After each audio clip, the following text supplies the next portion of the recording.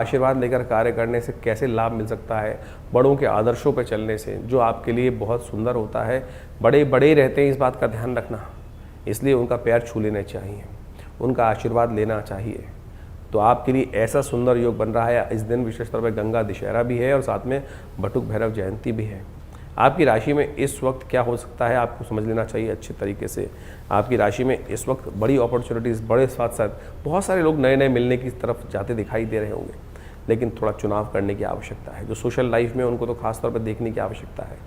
तो आप यदि देख संभल कर चलने का प्रयास करोगे तो चीज़ें बहुत अच्छी होंगी आपकी राशि के दृष्टिकोण से। नहीं तो कहीं ना कहीं थोड़ा सा, इसलिए इस वक्त आपका अपना विचार वो कहीं गलत हो सकता है, लेकिन बड़ों के साथ कुछ भी विचार कर कर कार्य करना बहुत ज़रूरी है। गंगा दशहरा है, पुण्यों को जगाने का प्रयास करें, गंगा जी में स्नान करने का प्रयास करें। वैसे तो गंगा दशहरा जेठ के जो अधिक मास में उसमें मन चुका है, लेकिन फिर भी दशमी तिथि है, पुण्य है। यदि उस वक्त नहीं कर पाए तो कम से कम घर में गंगा जल पड़ा होगा, उसी से स्नान कर लो, वो कम से कम कुछ तो पुण्य प्राप्त करने के योग बनेंगे। भगवान बटुक भैरव जी का सुंदर कार्य करने का प्रयास करें। इस वक्त आपकी शनि ने ऐसी योग बना रखा है आपकी राशि में, जो कहीं ना कहीं बहुत सारे गलत लोग आपकी तरफ जो है कुछ गलत नज़रों से देखते दिखाई दे रहे हैं। रक्षा भगवान बटुक भैरव कर सकते हैं। दूध से उनको स्नान कराएं और उनको खीर का भोग लगाएं, पुओं का भोग लगाएं, कल्याण होगा। 24 तारीख को दशमी तिथि है। गंगा दशहरा का योग इस दिन बनता है। शुक्ल पक्ष की, जो ज्येष्ठ की शुक्ल पक्ष की दशमी होती है, उसको कहा जाता है गंगा दशहरे का योग। लेकिन इस बार अधिक मास था, तो जो दशमी थी वो पहले ही चली गई। तो शास्त्र के दृष्टिकोण से कई जगह इसको वर्णित किया गया है। जो गंगा दशहरा होता है वो अधिक मास में ही बनाना शास्त्र के दृष्टिकोण से है, क्योंकि और इस बार ऐसा योग भी था कि गंगा दशहरा के दिन, उस दिन बहुत सारे योग बनकर आ गए थे अधिक मास के अवसर पर, तो वही श्रेष्ठ था। लेकिन फिर भी गंगा दशहरा तो है, दशमी तिथि है, तो आप इस दिन सुंदर रूप से भगवान का स्तवन कर सकते हैं, माँ गंगा का स्नान कर सकते हैं। वो तो सदा कल्याण करने वाला योग बनाता है। दशमी तो है ही, दशमी तिथि जो है वो गंगा की उत्पत्ति की तिथि मानी जाती है, तो वो तिथि गंगा दशहरा की बन भी रही है। तो आप स्नान करें, सुंदर रूप से भगवान का, भगवती का ध्यान करें, पितरों के निमित्त तर्पण करें। इसके साथ साथ एक सुंदर योग और बनकर तैयार है, बटुक भैरव जयंती। भगवान बटुक भैरव कौन है? ये वो भयंकर भैरव है या कुछ और है? काल भैरव जिनको कहा जाता है, जारूरू भैरव जिनको कहा जाता है, चंड भैरव जिनको कहा जाता है, कपाल भैरव जिनको कहा जाता है। भगवान भैरव के विभिन्न स्वरूप हैं। और ऐसे में यहाँ जो जयंती बताई गई है ज्येष्ठ के दशमी तिथि के शुक्ल पक्ष की दशमी को, वो कहेगी बटुक भैरव जयंती। कहा जाता है शास्त्र के दृष्टिकोण से अनेक अनेक भक्त हुए भगवान के। अभिलाषा अष्टक एक स्तोत्र है। एक ब्राह्मण थे काशी के अंदर, जिनको जीवन में जो मनवांछित सुख प्राप्त नहीं हो रहा था, संतान नहीं थी। कहा जाता है उन्होंने, स्कंद पुराण में ये कथा मिलती है, स्कंद पुराण के अंदर उन्होंने अभिलाषा अष्टक किसी ऋषि ने उनको दिया, और उन्होंने उस अभिलाषा अष्टक का पाठ करके भगवान को प्रसन्न किया। कहा जाता है इस शुभ तिथि में साक्षात शिवलिंग से एक 8 वर्ष के बालक के रूप में उनको संतान प्राप्त हुई, जिनका नाम भैरव, वही बटुक हुए, बटुक के रूप में। तो आप सत्य माने, अद्भुत भगवान की कृपा प्राप्त करने का सुयोग है। ये भैरव स्वरूप वो है जो समस्त कल्याण करने का योग बना देता है। तो इस दिन विशेष तौर पर भगवान बटुक भैरव को प्रसन्न करने का हमको यथाउचित भाव से प्रयास करना चाहिए। बड़ा सौम्य स्वरूप है। जीवन में यदि कहीं ना कहीं कोई बंधन का भय हो, जीवन में कहीं ना कहीं कुछ अनिष्ट का भय हो, दुस्वप्न दिखाई दे रहा हो, बार बार कोई ना कोई स्वप्न परेशान कर रहा हो, व्यक्ति रात को जाग जाता हो, कोई कष्ट का निवारण होने का योग ही ना बन रहा हो, तो ऐसे में कहा जाता है कि इस भगवान बटुक भैरव को दूध से स्नान कराकर, भगवान बटुक भैरव को जो है खीर की आहुति दी जाती है। खीर की, मालपुओं की आहुति, मीठे पुए, जो आटे के पुए बनते हैं, उनके द्वारा, उनका मंत्र है विभिन्न प्रकार से, कर कलित कपाला कुंडली दंडपाणी तरुण देव नीलो व्याल यज्ञोपवीति कृत समय सुपर्या विघ्न विच्छेद हेतु जयति बटुकनाथ सिद्ध साधकानाम। इस प्रकार से भगवान की सुंदर ध्यान कर कर उनका जो मंत्र है, ओम ह्रीं बटुकाय आपद उद्धारणाय कुरु कुरु बटुकाय ह्रीं स्वाहा, इस प्रकार से इनका मंत्र का स्तवन करते हुए जीवन की कैसी समस्या हो, भय मन में ग्रसित हो गया हो कि ये व्यक्ति मेरे अनिष्ट करने जा रहा है, जीवन में कोई व्यक्ति ऐसा पीछे लग गया हो कि जो आपका कार्य कहीं ना कहीं विघ्न उपस्थित करने का प्रयास कर रहा है, यदि इस मंत्र का स्तवन नित्य प्रति कर किया जाए तो वो व्यक्ति अपने भाव को ही बदल देगा। इस प्रकार का सुंदर भाव है। हजारों बार हमने इसका प्रयोग करके देखा। कई बार ऐसे भी दुष्ट व्यक्ति मिल जाते हैं जो कहीं ना कहीं अनिष्ट कार्य करने की तरफ प्रवृत्त होते हैं, मानते ही नहीं हैं। तो ऐसे में ये मंत्र अद्भुत रूप से उनके ऊपर अपना चमत्कारिक प्रभाव उत्पन्न करने की योग दे देता है। तो ऐसे इस मंत्र का इस सुंदर तिथि पर यदि स्तवन किया जाए, हमने विशेष तौर पर इस बटुक भैरव जी के इस तिथि पर आश्रम पर यज्ञ रखा है। भगवान बटुक भैरव जी का विशेष मंत्रों के द्वारा यज्ञ किया जाएगा। यदि आपके जीवन में भी कोई समस्या चल रही हो ऐसी जिसका कोई निदान आपको वर्षों से ना मिल रहा हो, तो इस बटुक भैरव जयंती पर भगवान बटुक भैरव की प्रसन्नता से खीर के द्वारा यज्ञ जो होगा उसमें अपने नाम से आहुति प्रदान कराने के लिए आप हमारे दिव्य ब्राह्मणों के द्वारा, योग्य ब्राह्मणों के द्वारा जो अनुष्ठान किया जा रहा है उसमें जुड़ सकते हैं और लाभ ले सकते हैं। 25 तारीख बृहस्पतिवार का अवसर, एकादशी तिथि विद्यमान है। निर्जला एकादशी का योग बना है, भीमसेनी एकादशी जिसे कहा जाता है। और आपकी राशि के दृष्टिकोण से कई योग आपके लिए बड़े अनुकूल बनते दिखाई दे रहे हैं। इस वक्त शक्ति का प्रभाव अच्छा दिखाई देता है, तो इसलिए चीज़ों को ठीक से समझकर कार्य करने का आपको प्रयास करना चाहिए। चीज़ें बड़ी पॉजिटिव वे में आपके लिए चीज़ें बनती दिखाई देंगी। लेकिन आपकी राशि के दृष्टिकोण से आप थोड़े से पाप और पुण्य के बीच में फंसते दिखाई दे रहे हैं।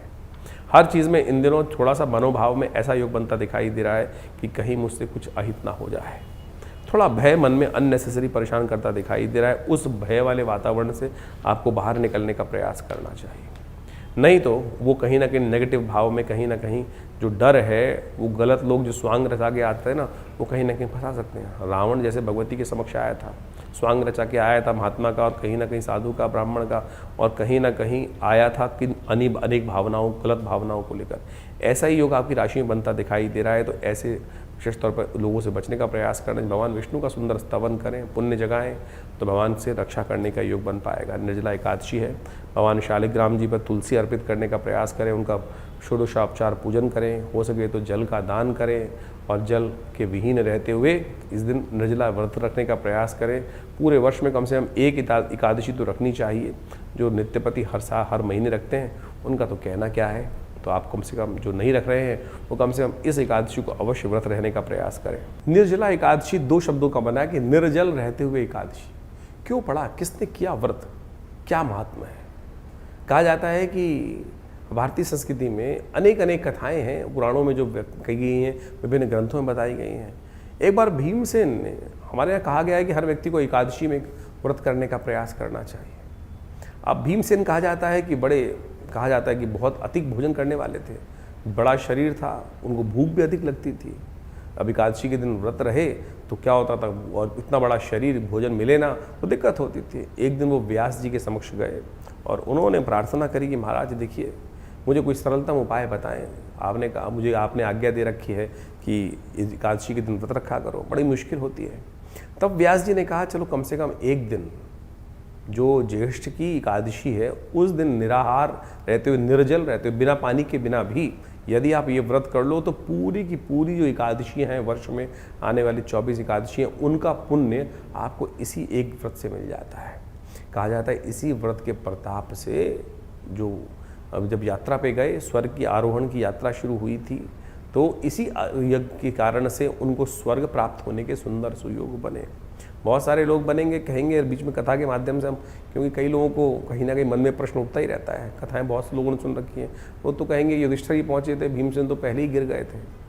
वो तो एक परीक्षा थी, उस पुण्य को प्राप्त करने के लिए कौन सा धर्म के साथ चल रहा है, कौन अधर्म के साथ चल रहा है। कहीं ना कहीं व्यक्ति ने कष्ट तो जीवन में कोई ना कोई तो गलत व्यक्ति हो ही जाता है, और वहाँ कहीं ना कहीं व्यक्ति के, लेकिन सत्य माने उसका पश्चाताप करने के अनेक तरीके थे।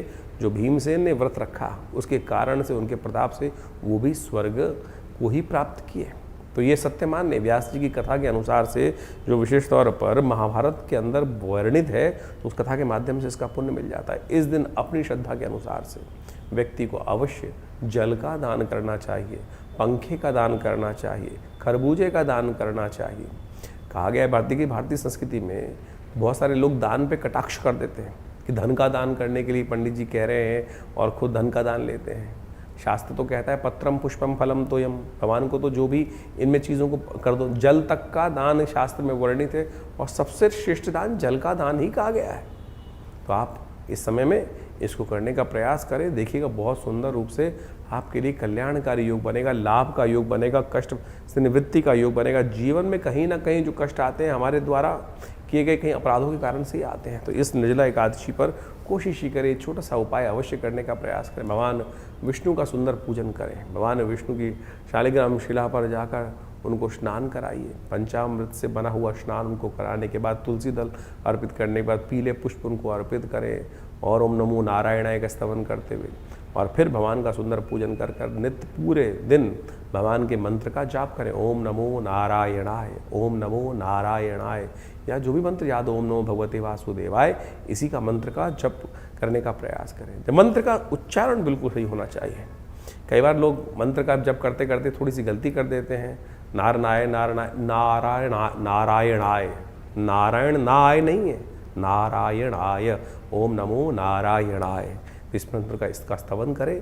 देखिए भगवान की सुंदर कृपा से इसी मंत्र का जप कर कर अनेक अनेक भक्त अपने अपने समय में भगवान को सुंदर, ध्रुव, प्रहलाद इत्यादि बहुत सुंदर स्वल्प समय में ही भगवान की आराधना करके भगवान को प्रसन्न कर लिए, उनका चमत्कार देख लिए।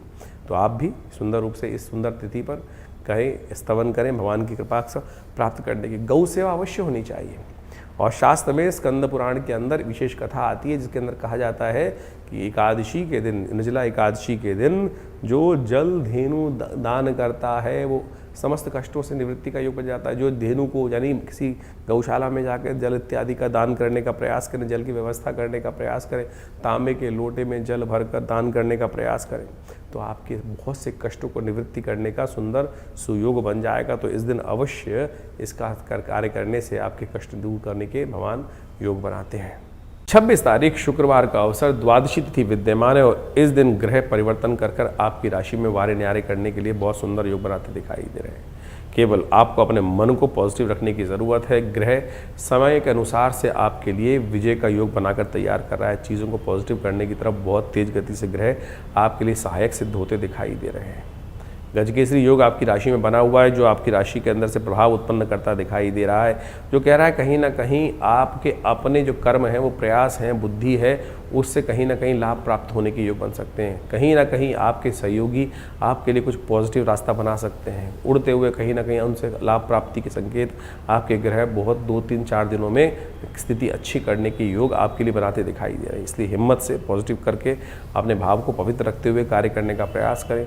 थोड़ी सुगंधी का काम करने का प्रयास करें। चंपक द्वादशी है, घर में लाकर थोड़े से सुगंधित पुष्प अपने घर में रखें, इष्ट को भी अर्पित करें। सुगंधी जहाँ रहती है वहाँ कहीं ना कहीं वातावरण पॉजिटिव रहता है और कहीं ना कहीं लक्ष्मी प्राप्ति के योग भी बनते हैं। इसलिए चंपक द्वादशी के दिन अवश्य भगवान को भी सुगंधित पुष्प अर्पित करने चाहिए, अपने मित्रों को भी सुगंधित पुष्प अर्पित करने चाहिए और घर में भी लाकर अवश्य कहीं ना कहीं से सुगंधित पुष्पों की माला अवश्य लगाने का प्रयास करना चाहिए।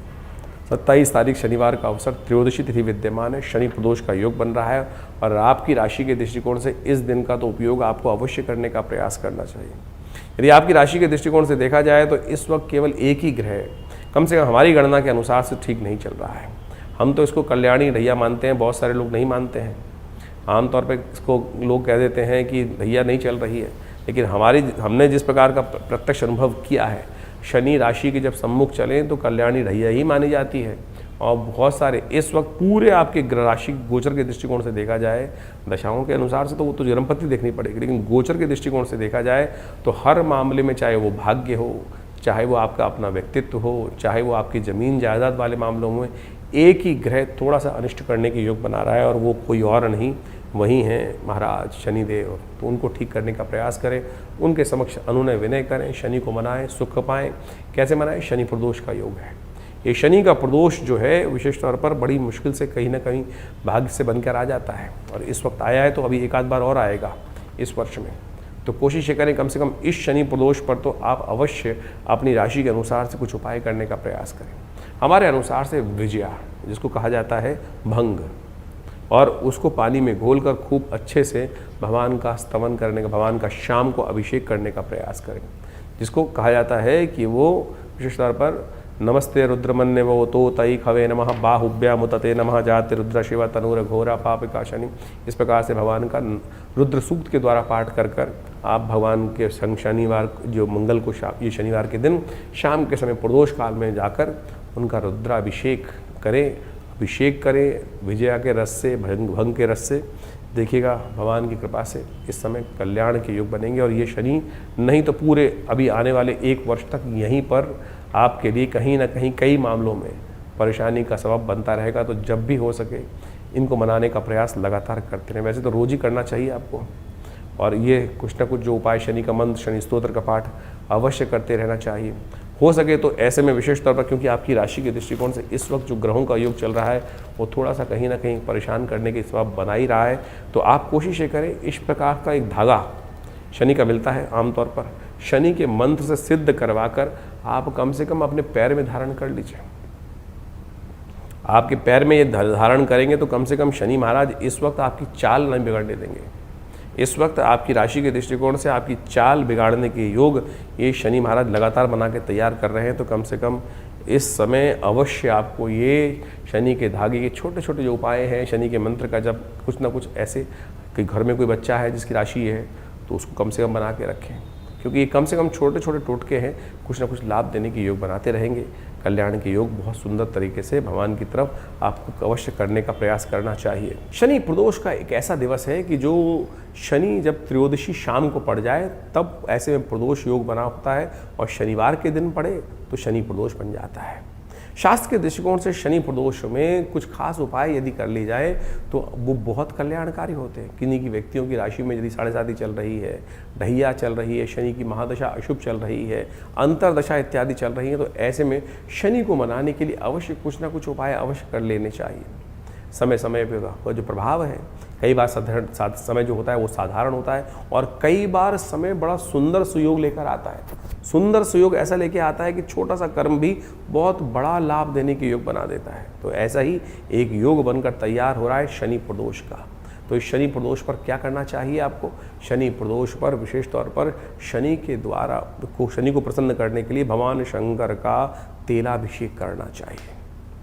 तिल का तेल लेकर भगवान शंकर पर ओम शन्नो देवी रविष्ट्रयापो भवन्तु पीतये शन्नो रविष्ट्रवन्तु नः, इस मंत्र को यदि संपुट लगाकर यदि आप विशेष तौर पर रुद्राष्टाध्यायी के मंत्रों के साथ इस संपुट युक्त मंत्र से यज्ञ अभिषेक करें, यज्ञात्मक जो अभिषेकात्मक यज्ञ करें, तो कहा जाता है भगवान शंकर की कृपा से आपके बहुत से कष्ट निवृत्त करने के सुंदर सुयोग बन जाते हैं। तो इस तिथि का लाभ अवश्य लेने का प्रयास करें, क्योंकि शनि को मनाओ, सदा सुख पाओ। शनि स्तोत्र का पाठ करो। और ऐसे में एक कार्य और भी कर सकते हैं आपकी राशि के दृष्टिकोण से, जो आपके लिए बड़ा विशेषकारी लाभकारी रहेगा। शनि को प्रसन्न करने के लिए शनि का दिव्य धागा धारण करने का प्रयास करें। शनि का धागा जो होता है, यदि शनि प्रदोष के दिन मंत्र से सिद्ध कर इस शनि के मंत्रों से सिद्ध कर ओम प्रांग प्रींग प्रोंग से शनिश्चराय नमः इसको धारण कर लिया जाए, तो कहा जाता है शनि के तमाम दोष, चाहे 7.5 में चल रहा हो चाहे कुछ भी हो, रक्षा कवच की तरह कार्य करता है। शनि जो विभिन्न राशियों में विभिन्न प्रकार के प्रभाव उत्पन्न करते हैं, तो यदि शनि का ये धागा पैर में बांध लिया जाए शनि के मंत्र से जप करा हुआ, तो व्यक्ति की चाल बिगड़ती नहीं है, क्योंकि शनि सबसे पहले जो प्रभाव उत्पन्न करते हैं वो चाल ही बिगाड़ते हैं। जब चाल बिगाड़ते हैं तो फिर धीरे धीरे सब शरीर भी विकार हो जाता है, और स्थिति भी खराब हो जाती है, मन भी विकार युक्त हो जाता है, बुद्धि भी विकार युक्त हो जाती है। तो अपनी चाल को सुधारने का प्रयास करें। शनि के मंत्र से सिद्ध किया हुआ ये धागा अवश्य धारण करने का प्रयास करें। हमने आश्रम में शुद्ध ब्राह्मणों द्वारा शनि के स्तोत्र का पाठ करके, शनि के बीज मंत्रों का पाठ कर इन शनि के धागों को सिद्ध किया जाता है। और आप जो भी, किसी बच्चे को बहुत डर लगता है, किसी बच्चे के जीवन में नज़र बहुत लग जाती है, बार बार उसकी नज़र उतारनी पड़ती है, कहीं बच्चे सीधे लोग व्यक्ति बिल्कुल सीधी चाल पे चलते हुए कहीं ना कहीं वक्त अपने आप खराब हो जाता है, हो सकता है नज़र लग जाए। तो ऐसे में भी ये शनि का धागा अद्भुत रूप से कार्य करता है। तो इसका सहयोग लेने का प्रयास कीजिए, कल्याण होगा, कष्ट दूर करने का योग बनेगा। शनि प्रदोष पर तमाम शनि के उपाय यदि करेंगे तो बहुत शुभ आपके लिए योग बनेंगे। 28 तारीख रविवार का अवसर है, चतुर्दशी तिथि विद्यमान है, सर्वार्थ सिद्ध योग आपकी राशि में बना हुआ है। और ऐसे में ग्रह नक्षत्रों के दृष्टिकोण से यदि देखा जाए तो ये समय आपके लिए बहुत अनुकूल चल रहा है। कई दिनों के बाद ऐसा समय बनकर आता दिखाई दे रहा है, जो आपके लिए कहीं ना कहीं नई शक्ति के साथ ग्रह सपोर्ट करने की योग बनाते दिखाई दे रहे हैं। इस समय का सदुपयोग आप पूरी शक्ति के साथ करने का प्रयास करें, थोड़ा स्वार्थी होकर कार्य करें। बहुत ज़्यादा कई बार क्या है, आपकी राशि के दृष्टिकोण से इस वक्त ऐसा भाव चल रहा है कि नहीं मेरा ही नहीं सबका सपोर्ट होना चाहिए, लेकिन ऐसा ध्यान रखें थोड़ा स्वार्थी। ये समय ऐसा चल रहा है कि बहुत ज़्यादा उदारता से नहीं, अपने समय को कहीं ना कहीं जो अच्छा समय हम दूसरों में लगा देते हैं और फिर हमारे लिए समय निकल जाता है। जब हमारा संघर्ष का समय आता है तो कोई हमारे साथ नहीं देता, और ये विडंबना आपकी राशि के साथ आप कई बार देख चुके हैं। तो जब हम कह रहे हैं आपकी राशि के दृष्टिकोण से समय आपको अपने लिए लगाने का प्रयास करें, अपने कार्यों के प्रति थोड़ा सा कहीं अटके हुए काम हो उनको करवाने का प्रयास करें, शांति से इस समय को समझते हुए कार्य करने का प्रयास कर लीजिए, बहुत अच्छा रहेगा। इस दिन नवग्रहों की शांति के लिए सूर्य के निमित्त अवश्य अर्घ्य देना चाहिए, और हो सके तो अन्नदान करने का प्रयास करना, गायत्री का स्तवन करने का प्रयास करना चाहिए, गायत्री यज्ञ करने का प्रयास करना चाहिए। विवेकानंद योगाश्रम में हर रविवार को बड़े सुंदर तरीके से नवग्रह शांति महायज्ञ, गायत्री का यज्ञ, पितरों के निमित्त यज्ञ होता ही है। तो जो दिल्ली में आसपास रहते हैं वो आ सकते हैं आश्रम पर। उस यज्ञ में सुबह 8 बजे से ये कार्यक्रम शुरू होता है और करीब करीब 11 बजे तक भंडारे के साथ चलता ही रहता है। तो आप आइए, हमारे साथ यज्ञ कीजिए, माँ भगवती का सुंदर दर्शन कीजिए, पुण्य जागेंगे, कल्याण के योग बनेंगे। 29 तारीख सोमवार का अवसर, पूर्णिमा तिथि विद्यमान है और ग्रहों का योग तो परिवर्तन की गति पर चल रहा है, और ये परिवर्तन की गति आपके लिए कई मामलों में अनुकूल है, लेकिन स्वास्थ्य के मामले में थोड़ी सी भारी दिखाई देती है। स्वास्थ्य का थोड़ा ध्यान रखने की परम आवश्यकता है। इस बात का विशेष तौर पर ध्यान रखते हुए कार्य करें, जल्दबाजी ना करें, नहीं तो धन पर भी थोड़ा खर्चा होने के योग बन सकते हैं। स्वास्थ्य के मामले में थोड़ी सी समस्याएं उत्पन्न हो सकती हैं। वायु संबंधित रोग थोड़ी परेशान करने के योग बना सकते हैं। थोड़ा धन खर्च अधिक होने के योग दिखाई दे रहे हैं इन दिनों आपकी राशि में, तो इसलिए बेकार के खर्चों में बचने का प्रयास करें, पुण्य बढ़ाने का प्रयास करें। सत्यव्रत है, भगवान सत्यनारायण का पूजन करें। चंद्रमा थोड़ा हल्का दिखाई दे रहा है आपकी राशि के दृष्टिकोण से, तो इस वक्त सूर्य के सम्मुख होकर चंद्रमा आपकी राशि में जहाँ विराजमान है वो कहीं ना कहीं मन में द्वंद्वता उत्पन्न करते दिखाई दे रहे हैं। हाँ ना के चक्कर में आपको थोड़ा परेशान ज़्यादा करते दिखाई दे रहे हैं। संकोच बहुत उत्पन्न करते दिखाई दे, संकोच को त्यागने का प्रयास करना चाहिए, छोड़ देना चाहिए भगवान के ऊपर। थोड़ी देर शाम को जब चंद्रमा निकलें तो उनकी चंद्रमा की रोशनी में थोड़ा विहार करें, चंद्रमा का दर्शन करें। हो सके तो चंद्रमा के मंत्र का उस समय जो भगवान के शंकर के मंत्र का ओम नमः शिवाय का पाठ करते हुए चंद्रमा की तरफ थोड़ा सा निहारने का प्रयास करें। भगवान की कृपा से कष्ट निवृत्ति का योग बनेगा। 30 तारीख मंगलवार का अवसर, प्रतिपदा तिथि है, आषाढ़ का महीना आरंभ हो रहा है और इस दिन बुद्ध महाराज वक्र स्थिति में जा रहे हैं। और ये बुद्ध का वक्री होना आपकी राशि के दृष्टिकोण से देखा जाए तो कहीं ना कहीं थोड़ा सा कुछ मामलों में धन हानि कराने के योग बना सकता है, कई कामों में विघ्न उत्पन्न करने के योग दे सकता है। इस वक्त आपकी राशि के दृष्टिकोण से थोड़ा सा कहीं ना कहीं घर परिवार में, अपने भाइयों में, बहनों में, कहीं ना कहीं परिवार में विरोध, अंतर विरोध थोड़ा दिन आपको मन में परेशान करने के योग बना सकता है। एक तो बृहस्पति के साथ शुक्र का योग चल रहा है, साथ में वो द्वंद्वात्मक स्थिति, विचारों में कहीं ना कहीं हाँ ना, ये करूँ वैसे करूँ, ऐसी स्थिति को उत्पन्न करता दिखाई देगा। तो ऐसे में थोड़ा बृहस्पति को ताकत, इस वक्त सबसे ताकत में आपकी राशि में जो ग्रह हैं बृहस्पति ही हैं, उनको थोड़ी और ताकत देने का प्रयास करें। हो सके तो इस हल्दी का प्रयोग नित्य प्रति करें। अपने जो हल्दी के जल से स्नान करने का प्रयास करें। हल्दी को सिद्ध कर कर अपने स्नान वाले पानी में डाल दिया कीजिए और उसी जल से स्नान कर लीजिए, और ये नित्यपति करेंगे तो बृहस्पति को जितनी ताकत मिलेगी इस वक्त आपकी राशि के दृष्टिकोण से ये बहुत ज़रूरी है। और बृहस्पति आपकी राशि में जितने ताकत इस वक्त आएंगे, उच्च के होकर तो बैठे हुए हैं, तो ये बाकी सारे उपद्रवों को शांत करने के लिए अकेले ही ज्ञान से रास्ता निकाल देंगे। तो इसका उपयोग करने का प्रयास कीजिए, अच्छा रहेगा। तो इस प्रकार से ग्रह गणनाओं का प्रभाव आपने दिन पर दिन किस प्रकार का रहेगा अपनी राशि के अनुसार से जान लिया। लेकिन एक बात समझें, जीवन में समस्या है तो निदान भी है, और निदान भारतीय संस्कृति में हर तिथि में कहीं ना कहीं कुछ अद्भुत रूप से छिपा होता है। इस जेठ के महीने में 10वीं तिथि को एक बहुत सुंदर योग बनता है, जिसके गंगा दशहरा के रूप में भी जाना जाता है, और साथ साथ उस दिन बटुक भैरव जयंती के रूप में उस दिन को जाना जाता है। जैसा हमने आपको बताया अभी बटुक भैरव जयंती के बारे में, सत्य माने बटुक भैरव जयंती एक ऐसा अद्भुत दिवस है कि जिस जीवन में हम आमतौर पे भैरव का नाम सुनते ही लोगों के मनोमस्तिष्क में एक बड़ी भयावह सी आकृति आती है, और उसके संबंध में लोगों ने कई कथा विचित्र तौर पे काल भैरव के रूप में उपस्थित कर रखी हैं। रुद्र भैरव, रुरु भैरव, चंड भैरव, इस प्रकार से अनेक भैरवों के स्वरूप बताए गए शास्त्र के अनुसार से। लेकिन ये भैरव जयंती जो है वो बटुक भैरव जयंती है। ये बटुक भैरव जयंती वो जयंती है कि जिसके अंदर अभिलाषा अष्टक का पाठ कर कर एक ब्राह्मण ने भगवान शिव से प्रार्थना कर कर एक संतान को प्राप्त किया था। और कहा जाता है कि इस ज्येष्ठ मास की दशमी के दिन में साक्षात शिवलिंग से 8 वर्ष के बालक के रूप में भगवान बटुक भैरव जी की उत्पत्ति हुई। और ये बटुक भैरव भगवान जो है समस्त अनिष्टों को जीवन में के जो है वो समाप्त करने वाले हैं, भयों को दूर करने वाले हैं। इनके अद्भुत मंत्र शास्त्र में विद्यमान है, अद्भुत प्रार्थनाएं शास्त्र के अंदर विद्यमान है। उन प्रार्थनाओं को कर लेने से कैसे भी किसी प्रकार के निकृष्ट जो उपाय जो विशेष तौर पर प्रयोग होते हैं, किसी पे कोई जादू कर दिया, किसी पे नज़र लग गई, किसी पे कोई दिक्कत हो गई, समस्त ऐसे कर्मों से निवृत्ति प्राप्त करने के लिए बटुक भैरव भगवान अद्भुत रूप से रक्षा प्रदान करने के सुयोग बनाते हैं। तो आप इस दिन अवश्य उनके निमित्त पाठ करें, भगवान का स्तवन करें। तो ऐसे ऐसे कई प्रकार के जो उत्सव आपके इस जो जून के अंतिम काल में आने वाले हैं, उसमें सब के सब अपने आप में एक अद्भुत जो कथा को लिखे उपस्थित हो रहे हैं। शनि प्रदोष, ये एक ऐसा दोष जो है प्रदोष है, यानी त्रयोदशी और शनिवार का योग बन जाए।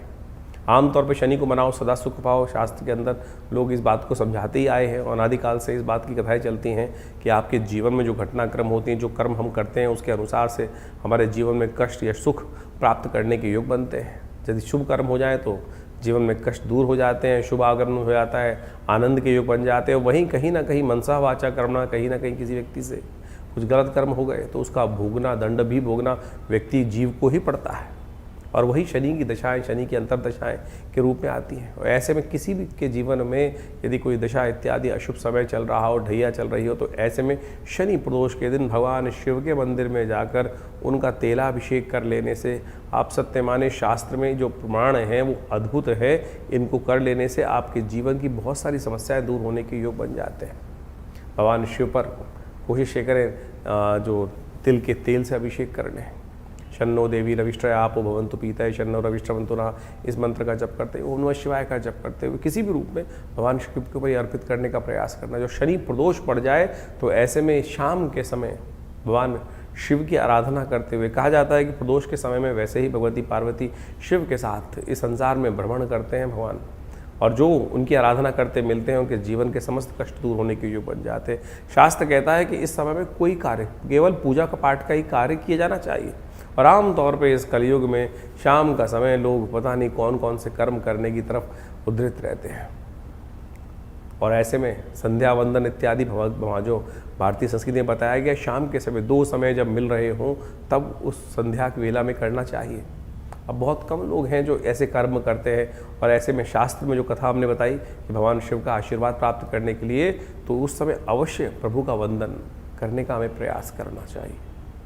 तो इस प्रदोष, शनि प्रदोष के अवसर पर कोशिश ये करें भगवान शिव की सुंदर, शनि का यदि कष्ट चल रहा हो, जीवन में ढैया चल रही हो, 7.5 चल रही हो, या शनि का कोई और महादशा, अंतरदशा इत्यादि में कोई कष्ट जीवन में किसी प्रकार का बना हुआ हो, तो कोशिश ये करें तेलाभिषेक, या विशेष तौर पर हनुमान जी के मंदिर में जाकर आप उस समय उनको चोला चढ़ाने का प्रयास कीजिए। सुंदर चमेली के तेल में सिंदूर मिला के जय हनुमान ज्ञान गुण सागर जय कपीस तिहुँ लोक उजागर, इसी मंत्र का पाठ करते हुए उनको सुंदर रूप से ये चोला अर्पित कर कर हनुमान जी को प्रसन्न करने का प्रयास करें। इस शास्त्र में कथा है कि इस दिन यदि ये कर्म कर लिए जाए तो हनुमान जी पर शनि ने जो आशीर्वाद दिया था वो अक्षर सत्य साबित होता है कि शनि उनके भक्तों को, हनुमान जी के भक्तों को कभी कष्ट नहीं देते हैं। शनि स्तोत्र का पाठ कर लो। तो इस प्रकार से जो भी उपाय आपके साथ बताए जा रहे हैं उनको अवश्य जीवन में स्थान देने का प्रयास कीजिए। ये समस्त प्रकार से कष्ट दूर करने के अद्भुत योग आपकी राशि में स्वयं बनेंगे। तो इस प्रकार से आपके मन में कोई प्रश्न चल रहा हो, चिंता ना करें, ये कार्यक्रम आपका अपना कार्यक्रम है। आप हमारे जो नंबर्स हैं उन पर व्हाट्सअप मैसेज भेजने का प्रयास करें। हम तुरंत कुछ ना कुछ जो भी आपकी डिटेल्स होंगी उसके अनुसार से आपको जो समस्या का निदान अवश्य देने का प्रयास करेंगे। और आपकी समस्याओं का निदान देने के लिए तो आश्रम में बहुत सारे और भी कार्यक्रम चलते हैं।